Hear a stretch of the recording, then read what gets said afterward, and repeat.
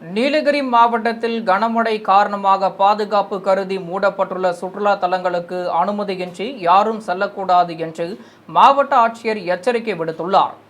நீலகிரி மாவட்டத்தில் தொடர்ந்து காற்றுடன் கனமழை பெய்து வரும் நிலையில் உதகையில் வனத்துறை மற்றும் சுற்றுலாத்துறை கட்டுப்பாட்டில் உள்ள சுற்றுலா மையங்கள் மூடப்பட்டுள்ளன.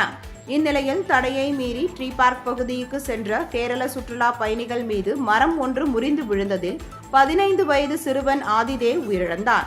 இந்த நிலையில் உதகை அரசு மருத்துவக் கல்லூரி மருத்துவமனையில் வைக்கப்பட்டுள்ள ஆதிதேவ் உடலுக்கு தமிழ்நாடு தமிழ் வளர்ச்சி மற்றும் செய்தித்துறை அமைச்சர் மு.பே. சுவாமிநாதன், தமிழ்நாடு அரசு கொறடா கா. ராமச்சந்திரன், மாவட்ட ஆட்சித்தலைவர் லட்சுமி பவ்யா தண்ணீரு, மாவட்ட காவல்துறை கண்காணிப்பாளர் என்.எஸ். நிஷா ஆகியோர் மலர் வளையம் வைத்து அஞ்சலி செலுத்தினர்.